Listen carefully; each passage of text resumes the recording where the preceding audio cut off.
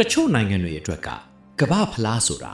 ပြိုင်ပွဲတစ်ခုပဲဖြစ်ပါတယ်ဒါပေမဲ့တချို့နိုင်ငံတွေအတွက်တော့ကမ္ဘာဖလားဟာအိမ်မက်တစ်ခုမာနတစ်ခုမျိုးဆက်တစ်ခုလုံးရဲ့မျှော်လင့်ချက်တစ်ခုဖြစ်ပါတယ်အင်္ဂလန်ဒီအားကစားကိုမွေးဖွားပေးခဲ့တဲ့နိုင်ငံ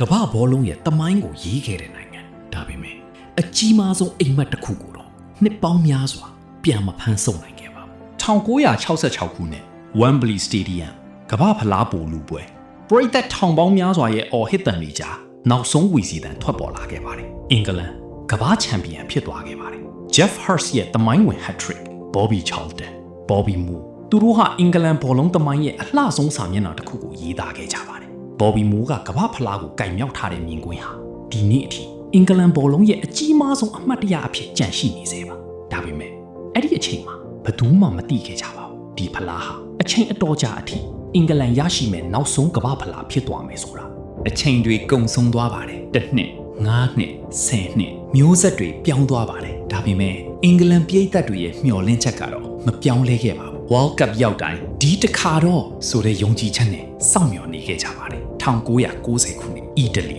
ဆီမီဖိုင်နယ်အင်္ဂလန်နဲ့အနောက်ဂျာမနီမိနစ်120အပြီးအနိုင်အရှုံးမပေါ်သေးပါဘူးပက်နတီအဆုံးအဖြစ်ဘောလုံးကိုပက်နတီအမှတ်ပေါ်မှာချလိုက်ပါတယ်တနိုင်ငံလုံးအသက်ရှူတောင်မဝန့်ရေးတဲ့အခိုက်အတန့်ဒါပေမဲ့ကန်တရားကအင်္ဂလန်ဘက်မှာမရှိခဲ့ပါဘူး Chris Waddle ရဲ့နောက်ဆုံးကန်ချက်ဟာဂိုးတိုင်အပေါ်ကိုပြန်တက်သွားခဲ့ပါတယ်အဲ့ဒီအချိန်မှာကမ္ဘာဖလားအိမ်မက်ဟာထပ်ပြီးရပ်တန့်သွားခဲ့ပါတယ်အဲ့ဒီနောက်1998အာဂျင်တီးနားကိုပင်နယ်လ်တီမှာရှုံး2006ပေါ်တူဂီကိုပင်နယ်လ်တီမှာရှုံးတစ်ခါနှစ်ခါသုံးခါအင်္ဂလန်ပြည်သက်တွေအတွက်နာကျင်မှုကထက်ခါကျင်ဖြစ်လာခဲ့ပါတယ်ဒါပေမဲ့အင်္ဂလန်မှာကမ္ဘာအဆင့်ကစားသမားတွေမရှိခဲ့တာတော့မဟုတ်ပါဘူး David Beckham, Steven Gerrard, Frank Lampard, Rio Ferdinand, John Terry, Wayne Rooney သူတို့အားလုံးဟာဘောလုံးလောကရဲ့အကောင်းဆုံးကစားသမားတွေပါလူတွေကဒီအသင်းကို Golden Generation လို့ခေါ်ခဲ့ကြပါတယ်ဒါပေမဲ့ဘောလုံးမှာနာမည်ကြီးကစားသမားတွေများနေတာနဲ့ဖလားရမယ်လို့အာမခံမရှိပါဘူး Golden Generation ဟာလူတိုင်းအမှတ်ရနိုင်မဲ့အသင်းတစ်သင်းဖြစ်ခဲ့ပါတယ်ဒါပေမဲ့ကပ္ပဖလားကိုတော့ကင်မြောက်ခွင့်မရခဲ့ပါဘူးနှစ်ပေါင်းများစွာစောင့်ဆိုင်ခဲ့တဲ့အိမ်မက်ကဆက်လက်ရှင်သန်နေသေးပါအဲ့ဒီအိမ်မက်ကိုမျိုးဆက်အသစ်တစ်ခုကအကောင့်ထဲပေါ်နိုင်မလားအင်္ဂလန်ပြည်သက်တွေအတွက်ကပ္ပဖလားတိုင်းဟာမျော်လင့်ချက်နဲ့နာကျင်မှုအတူရှိနေခဲ့ပါတယ်ဒါပေမဲ့ကြာရှုံးမှုတိုင်းကအဆုံးသတ်မဟုတ်ပါဘူးတခါတလေကြာရှုံးမှုတွေကမျိုးဆက်အသစ်တစ်ခုမွေးဖွားလာဖို့အကြောင်းပြချက်ဖြစ်လာတတ်ပါတယ်အင်္ဂလန်ဘောလုံးအဖွဲ့ချုပ်ကဆုံးဖြတ်ချက်တစ်ခုချခဲ့ပါတယ်နီးပြသည် Gareth Southgate သူဟာနာမည်ကြီးစကားလုံးတွေမပြောခဲ့ဘူးဖလားရမယ်လို့အာမမခံခဲ့ဘူးဒါပေမဲ့သူလှုပ်ခဲ့တာတစ်ခုရှိတယ်အသင်းကိုပြန်တီဆောက်ခဲ့တယ်အတွေ့အကြုံရှိသူတွေနဲ့လူငယ်ကျယ်ပွင့်တွေကိုတစုတစည်းတဲ့ပေါင်းစည်းပေးခဲ့တယ် Harry Kane Bukayo Saka Phil Foden Declan Rice Jude Bellingham သူတို့ဟာအင်္ဂလန်ရဲ့မျှော်လင့်ချက်အသစ်ဖြစ်လာခဲ့ကြတယ် World Cup ရောက်တိုင်းအင်္ဂလန်ပြည်သက်တွေကတော့ Football's coming home လို့ထပ်ပြီးသချင်းဆိုခဲ့ကြတယ်တချို့လူတွေရဲခဲ့ကြတယ်တချို့လူတွေဝေဖန်ခဲ့ကြတယ်ဒါပေမဲ့အင်္ဂလန်ပြည်သက်တွေကတော့ဘယ်တော့မှအိမ်မက်မစွန့်လွတ်ခဲ့ဘူးအသင်းခေါင်းဆောင်ဂိုးသွင်းဆက် Harry Kane ဖိအားတွေကြားကပြုံးနိုင်တဲ့လူငယ် Bukayo Saka အသက်ငယ်ပေမဲ့ကမ္ဘာအဆင့်ကွင်းလေကစားသမား Jude Bellingham Declan Rice ဒီမျိုးဆက်ကအရင်မျိုးဆက်တွေနဲ့မတူဘူးသူတို့မှာ talent ရှိတယ်စီးလုံးမှုရှိတယ်ယုံကြည်မှုလည်းရှိတယ်ဒါပေမဲ့မိကွန်းတစ်ခုကတော့ကြံနေသေးတယ် talent တစ်ခုတည်းနဲ့ကမ္ဘာဖလားရနိုင်မလားဒါမှမဟုတ်1966ကစားခဲ့တဲ့စောင့်ဆိုင်မှုကဆက်ပြီးရှည်လာနေအောင်မလားအိမ်မက်တစ်ခုနှစ်ပေါင်း60နီးပါစောင့်ဆိုင်ခဲ့ရတယ်ဒါ ဒါပေမဲ့ဒီနေ့မိခွန်းကတော့အရင်တိုင်းပဲအင်္ဂလန်ကမ္ဘာဖလားကိုတကယ်ပြန်ယူနိုင်မလားဒီမျိုးဆက်မှာအရေးအချင်းမရှိဘူးလား Harry Kane ကိုသွင်းနိုင်တယ် Jude Bellingham ကွင်းလေကိုဦးဆောင်နိုင်တယ် Bukayo Saka ပွဲကိုတခဏအတွင်းပြောင်းလဲဖြစ်နိုင်တယ် Declan Rice ခံစစ်ရှိကအမာခံနိုင်ရန်တစ်ခုဒီအသင်းမှာကမ္ဘာအဆင့်ကစားသမားတွေရှိတယ်ဒါပေမဲ့ကမ္ဘာဖလားဆိုတာအရေးချင်းတစ်ခုတည်းနဲ့မရဘူးမိနစ်60အတွင်းဆုံးဖြတ်ချက်တစ်ခုအမှားတစ်ခုကံတရားတစ်ခုဒါတွေကတမိုင်းကိုပြောင်းလဲနိုင်တယ်1990ပီနယ်တီ1998ပီနယ်တီ2006ပီနယ်တီအတိတ်ကနာကျင်မှုတွေဒီနေ့အသင်းထဲမှာမရှိတော့ဘူးဒါပေမဲ့ပရိသတ်တွေရဲ့မှတ်ဉာဏ်ထဲမှာတော့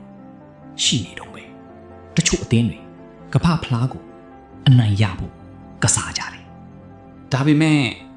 အင်္ဂလန်ကတော့တမိုင်းကိုပြန်ရေးဖို့ကစားနေတာဖြစ်နိုင်တယ်တစ်ချိန်ကဘော်ဘီမူဟာဖလားကိုကိုက်ညောက်ခဲ့တယ်ဒီနေ့ Harry Kane ဒါမှမဟုတ် Jude Bellingham ဒါမှမဟုတ်မျိုးဆက်အသစ်တွေကတယောက်ယောက်အဲ့ဒီပုံရိပ်ကိုထပ်ဖန်တီးနိုင်မလားဘယ်သူမှအဖြေကိုမသိသေးဘူးဒါပေမဲ့တေချာတာတစ်ခုတော့ရှိတယ်အင်္ဂလန်ပရိသတ်တွေနောက်တစ်ချိန် Football's coming home လို့ထပ်ပြီးတချင်းဆိုဦးမယ်ဘာကြောင့်လဲဆိုတော့တကယ်ပရိသတ်ဆိုတာအနိုင်ရတဲ့နေ့မှာပဲမယုံကြည်တာမဟုတ်ဘူးရှုံးနေနေတဲ့နေ့တွေမှာတော့အိမ်မက်ကိုဆက်ပြီးယုံကြည်နေသူဖြစ်လို့ပါနောက်ဆုံးမိကွန်းတစ်ခုကြံနေပါတယ်အင်္ဂလန်ကမ္ဘာဖလားကိုထပ်ပြီးကင်မြောက်နိုင်မလားဒီမိကွန်းရဲ့အဖြေကိုဒီနေ့ဘယ်သူမှမသိသေးပါဘူးဒါပေမဲ့သိကြတာတခုတော့ရှိပါတယ်1966ခုနှစ်ကဖလားကိုကင်မြောက်ခဲ့တယ်ဘော်ဘီမိုဒီနေ့ကွန်ဘီမှာမရှိတော့ Jeff Hurst ငယ်ရွယ်တဲ့တိုက်စစ်မှုမဟုတ်တော့ဘူးအချိန်တွေပြောင်းလဲသွားခဲ့တယ်မျိုးဆက်တွေပြောင်းလဲသွားခဲ့တယ်ဒါပေမဲ့အင်္ဂလန်ပရိသတ်တွေရဲ့အိမ်မက်ကတော့မပြောင်းလဲခဲ့ကလေးတစ်ယောက်အင်္ဂလန်ဂျာစီဝတ်ပြီးဘောလုံးကန်နေတယ်သူ့အိမ်မက်ကတနည်းနိုင်ငံအတွက်ကစားဖို့ဖြစ်နိုင်တယ်ပရိသတ်တစ်ယောက် Wembley Stadium ထဲမှာတချင်းဆိုနေတယ်သူ့စိတ်ထဲမှာယုံကြည်ချက်တစ်ခုတည်းပဲတနည်းတော့ Football coming home ဘောလုံးဆိုတာတခါလေဖလားရတဲ့ဇလန်းမဟုတ်ဘူးရှုံးနေပြီးပြန်ထဖို့တတိရှိတယ်လူတွေရဲ့ဇလန်းဖြစ်တယ်အင်္ဂလန်ဖလားရမလားမရဘူးလားအဲ့ဒါကိုအနာဂတ်ကဆုံးဖြတ်လိမ့်မယ်ဒါပေမဲ့နှစ်ပေါင်း60နီးပါးအိမ်မက်ကိုမစွန့်လွတ်ခဲ့တဲ့နိုင်ငံတစ်နိုင်ငံရှိခဲ့တယ်အဲ့ဒီနိုင်ငံကတော့အင်္ဂလန်တကယ်တော့ဘောလုံးဆိုတာဂိုးတွေရလက်တွေဖလားတွေထပ်ပို့ပါတယ်ဘောလုံးဆိုတာမျိုးဆက်တွေကိုချိတ်ဆက်ထားတယ်အိမ်မက်တွေမျောလင့်ချက်တွေနဲ့မမေ့နိုင်တဲ့အမှတ်တရတွေဖြစ်ပါတယ်ကျွန်တော်တို့ပြောခဲ့တာကအင်္ဂလန်အကြောင်းတစ်ခုတည်းမဟုတ်ပါဘူးဘယ်တော့မှအရှုံးကိုအဆုံးလို့မတတ်မှတ်ခဲ့တဲ့လူတွေအကြောင်းဖြစ်ပါတယ်နောက် episode မှာနောက်ထပ်ဘောလုံးလောကရဲ့မမိနိုင်တဲ့ဇာလန်တပုံနဲ့တွေ့ကြမယ်ကြည့်ရှုနားထောင်ပြီးတော့တယောက်ချင်းစီကိုကျေးဇူးတင်